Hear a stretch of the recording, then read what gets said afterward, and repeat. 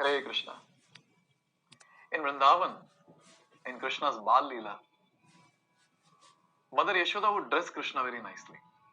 So I'm talking about that phase of Leela where Krishna would be crawling on his hands and his knees. So that time Mother Yashoda would dress Krishna very nicely.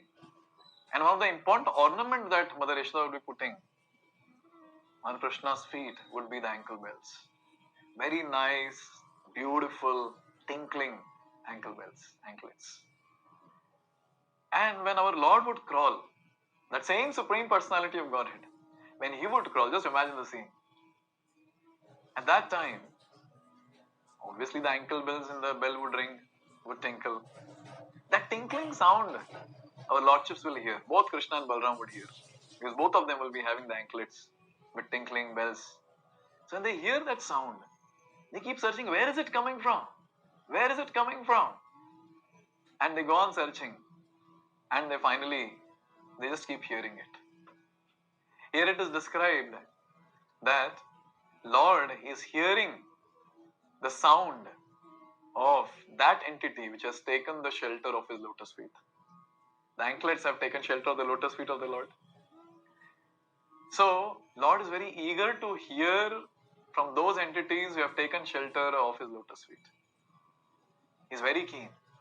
And He would become very happy to hear that sound. Similarly, when we are chanting Hare Krishna on the beats during our japa time, one thing that we have to remember is that when we are chanting our rounds, we may or may not hear, but Krishna is hearing. And Krishna becomes very pleased when He hears the devotees chant His holy names.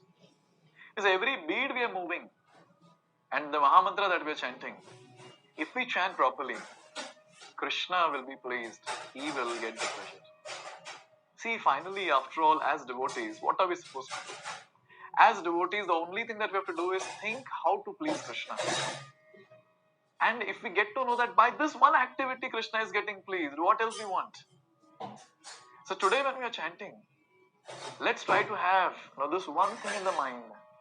When I'm chanting, on every bead that I'm chanting, the Hare Krishna Mahamantra, Krishna is hearing. And if I chant properly, Krishna will be very pleased. He will get that smile. The way He was getting smile by hearing His own ankle bell sound, He will be very pleased to hear the chanting of His own devotees like all of us. So it's very, very important that we chant to please Krishna, to give Him pleasure. So today when we are chanting, let's have this meditation that every bead that I'm moving and chanting the Hare Krishna Mahamantra, Krishna is getting pleasure. And if I have to give Him pleasure to a very good extent, to a great extent, then I should chant properly without getting distracted. We should try our best to chant properly. That is, chant clearly. Pronunciation should be clear. Let the sound come very nicely so that Krishna hears that He is pleased. And along with that, Lord will be very pleased when we hear that chanting attentively. Very, very important to hear attentively. Every word that we are chanting is transcendental. It's transcendental sound vibration, as Prabhupada says. Let that sound, transcendental sound vibration, which is entering Krishna's ears, let it enter our ears also.